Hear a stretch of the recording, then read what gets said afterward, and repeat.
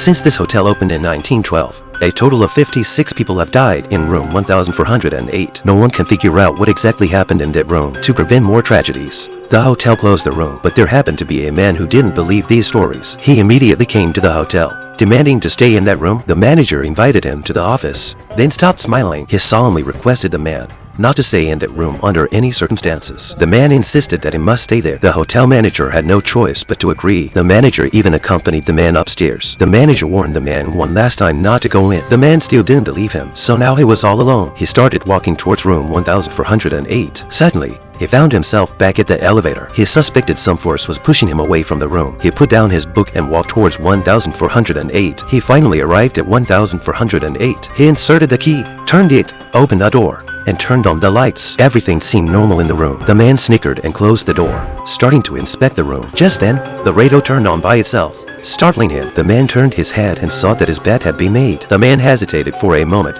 thinking there must be someone in the room, so he searched everywhere but found no one.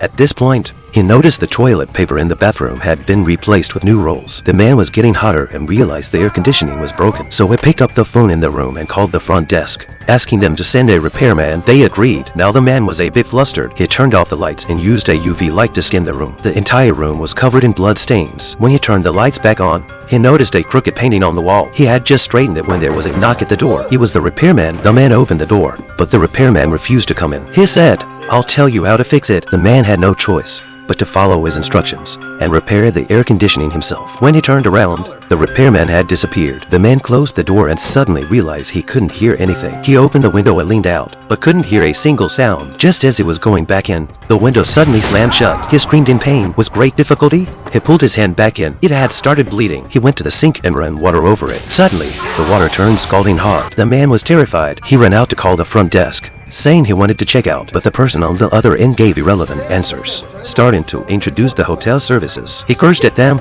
and then the phone went dead. The man was truly frightened now. He rushed to open the door, but it wouldn't open. The key didn't work either. It seemed to have turned into a solid wall. He looked through the peephole and saw an eye on the other side.